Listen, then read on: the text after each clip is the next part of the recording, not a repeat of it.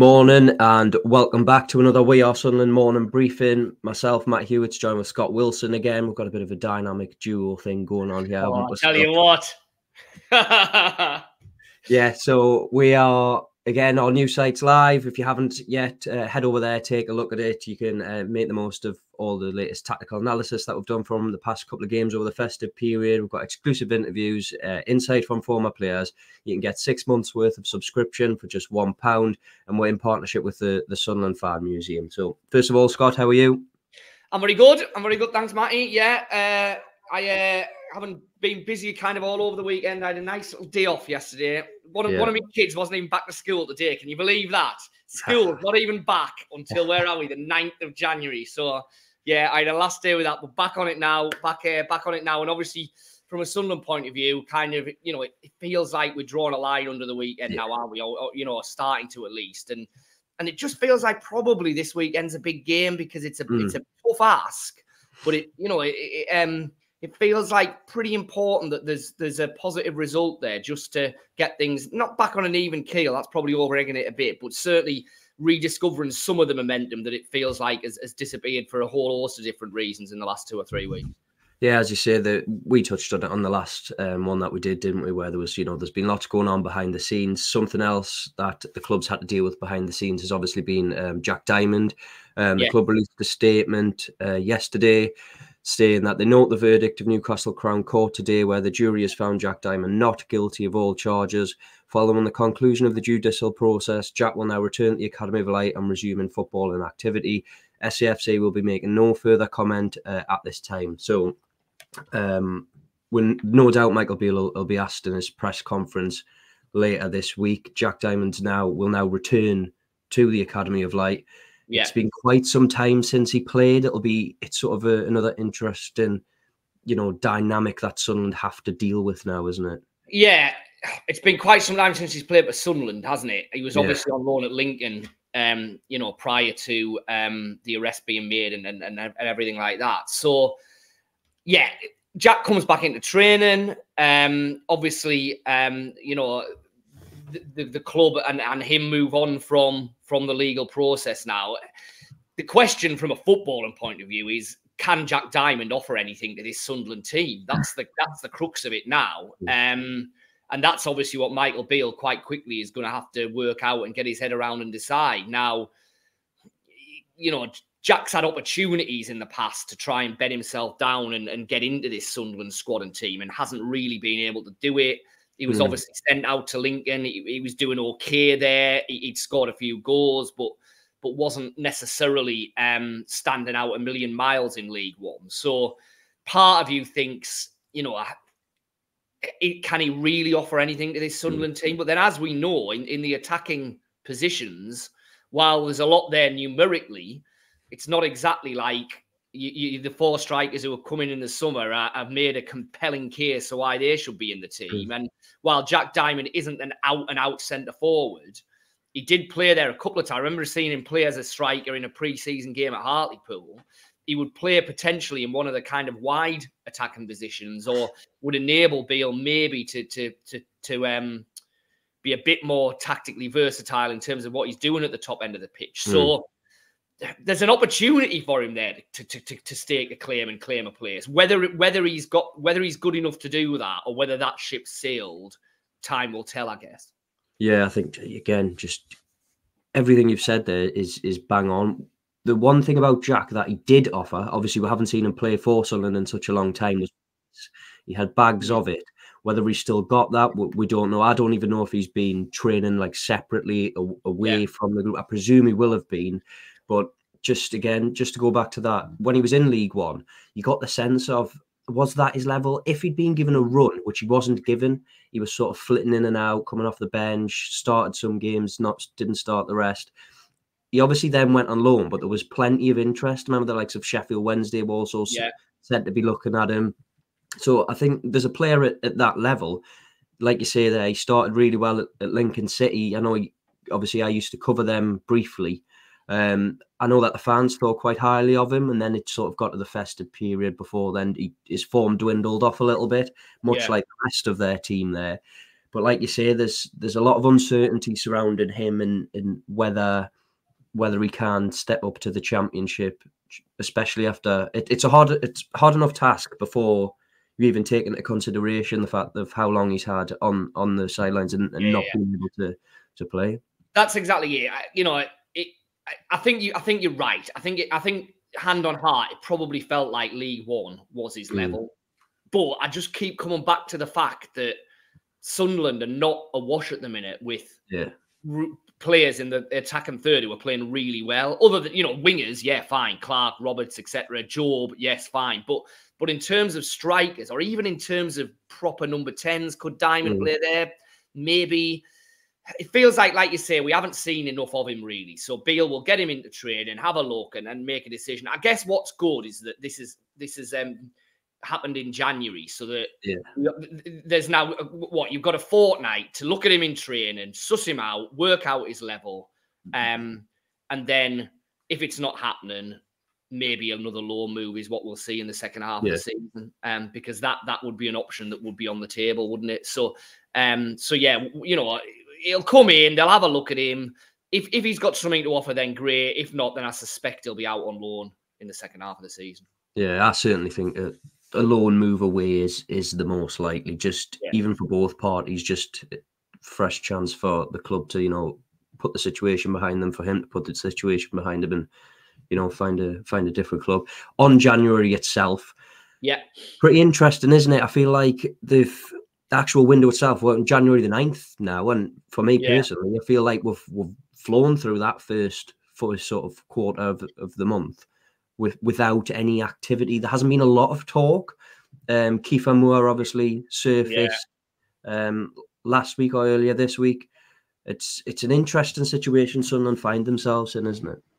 Yeah, and I understand that there's now that the derby's out the way and January's banging the focus of everyone. There's a little bit of chuntering about, what's going on here. There's been a lot of talk about recruitment plans and this in place and that in place. But why aren't we seeing the fruition of that? Well, I think there's lots of different factors behind that. I think firstly, there's very few teams in the whole of the Championship that have done an awful lot of business. I mean, just down the road, obviously, Borough brought in Finn Azaz, who'd been on loan at Plymouth from Villa. That looks like pretty astute business from them early. But there's not an awful lot of Championship teams have moved at the minute, and there's not a lot of teams that want to let anyone go at the minute. So that's one thing. The second is probably, as we're going to get to, what are Sunderland looking at? Well, I think we know that a striker is very much in the forefront of their thoughts. Well, that's always the hardest deal to get done anywhere. It's definitely the hardest deal to get done in January, and it's definitely the hardest deal to get done at the start of January. So I think the idea that Sunderland were going to hit the button on January the 2nd and sign their striker was always fanciful, because clubs are just not going to let a striker go unless they've got something in line, and then that creates the chain effect. So I think I think there are justifiable reasons why we haven't seen a lot of progress yet, but clearly what you'd hope to avoid would be the deadline day scramble when you're really just getting bodies in because you need bodies in and it's a fresh face, whatever, We've been told all the way through that's not what Sunderland are doing now. They're much more strategic. It's much more long-term thinking. They're not necessarily going to panic and just fill gaps because they think they need to. It's, there is a longer-term plan at work here. Well, that's fine, but the proof of that will be in the pudding, if you like, this month, won't it? Let's see who actually comes through the door, and let's see how kind of systematic this process looks, or are we going to end up at a deadline day scramble, which we've kind of been told won't happen? Well, let's see.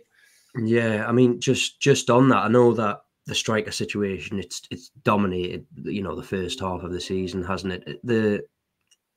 It's interesting to see where Sunderland go. They've invested obviously a lot into these youngsters who they've brought in. One of them who's probably played the most has been Mason Burstow.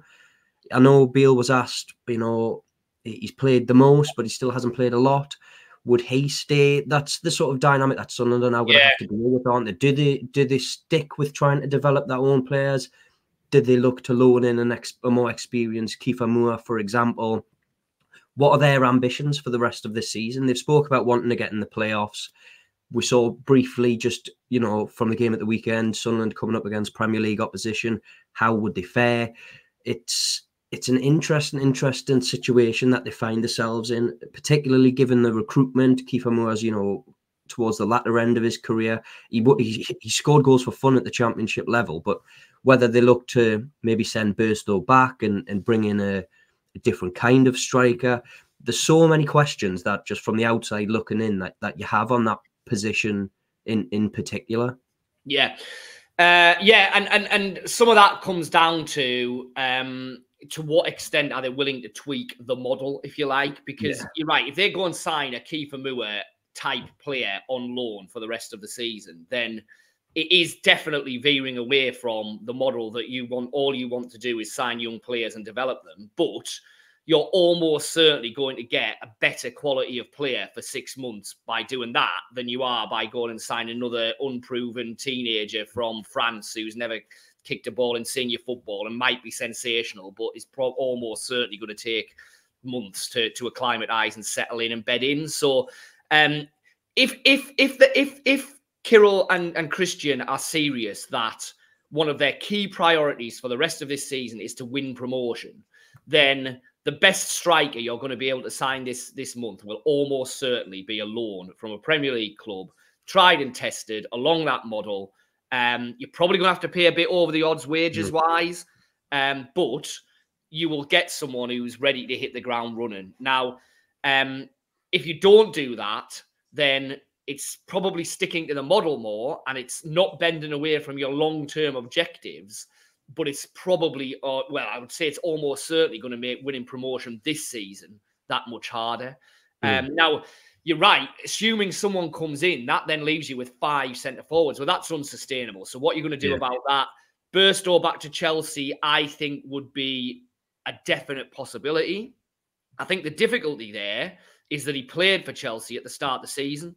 So because he's played for Chelsea and because he's played for Sunderland, if he goes back to Chelsea, then he can't go out anywhere else. So if you're Chelsea, what would you prefer? Would you prefer him coming back and almost certainly just kicking his heels in the reserves and not getting anywhere near the first team and effectively wasting the next 6 months? Or would you rather he was in and around it at Sunderland? And yes, at the minute, he's not going to be first choice, but maybe there'll be injuries. Maybe he'll impress on the training ground. Maybe he will get a 2-month run in the side and start to score goals. And Sunderland are paying a chunk of his wages. So I think it's an interesting, for all that Sunderland might like to have Mason Burstow back because it would free up the sport, free up wages, etc. I don't think it's an absolutely nailed on one that Chelsea will say, right, okay, because they can't then send him anywhere else. Now, I think if you look at, say, Hemia and probably Mayenda, I think both of them would benefit from a loan move in the second half of the season. Now, whether that's in this country, in League One or League Two, or whether it's back in France for Mayenda, say, or back in Portugal for Hemia, that's an interesting one because they'll probably settle quicker and potentially have more game time going back home. But then do you just kind of eradicate the progress that you've made in terms of getting them used to English football, etc., in the last 6 months? I think that's an interesting one. But I think that both of them would definitely benefit from being out and playing football in the second half of the season. Because if you bring in another striker, then they're third, fourth choice, aren't they? I mean, when was the last time Hemia seriously kicked a ball in a Sunderland first team shirt? It feels like an awfully long time ago. Well, that's not helping him at all, is it? So, I think both of them look prime for a loan move. Yeah, I mean, I think it must have been Mowbray before he touched on Jewson Bennett. He's another one who could go out. I think one thing that we've seen, particularly from the first link, whether there's anything substantial in the Kiefer Moore thing or not, he's a different type of player altogether. I think Sunderland's not problem, but one thing with the recruitment is that all of the players who they've brought in have been muchness. They're very much alike. They're very technically good players, but they don't have a physical sort of nature about them. Particularly we saw against Newcastle. I don't want to keep going back to the derby, but that was one thing that came through was Newcastle's pace, their willing runners, their physicality in midfield. Joe Linton, for example.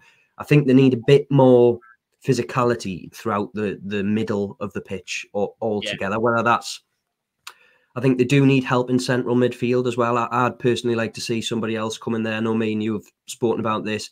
You know, the midfield three of Ekwa, Neil and Job on the day, brilliant. All three of them are brilliant players. Neil seems the most, you know, ahead of those in his development. But I would like to see somebody come in just of a different sort of stature, give them a rest as well. We haven't seen, they've played every game since the start of the festive period. Like they for youngsters and developing players, they need a rest just as much as they need game time. Yeah, and it's the lack of a natural replacement for Corey Evans, isn't it? We still kind of are coming back to here, really. That Neil and Ekwa have dovetailed really well on occasions, but there have been games where, you know, the lack of a natural holder has been apparent.